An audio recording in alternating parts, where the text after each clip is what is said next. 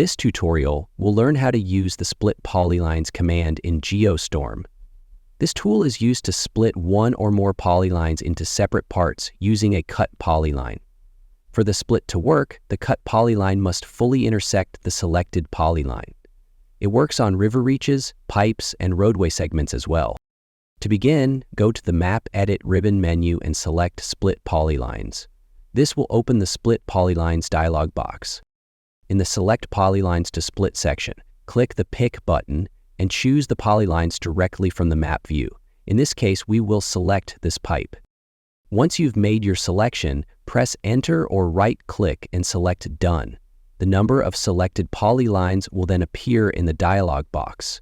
If polylines were already pre-selected, that count will be shown automatically. You can also click Clear to reset the selection. Next, define the cut polyline. You can either draw a new cut polyline or select an existing one. To draw, choose the Draw Cut Polyline option and click Draw. Then digitize the cut polyline on the map view. Once the cut is drawn, press Enter or right-click Done to confirm. The status will update to Drawn. Once everything is defined, click OK. The software will split the selected pipe along the cut polyline, creating separate pipes, and will place a manhole at the split location.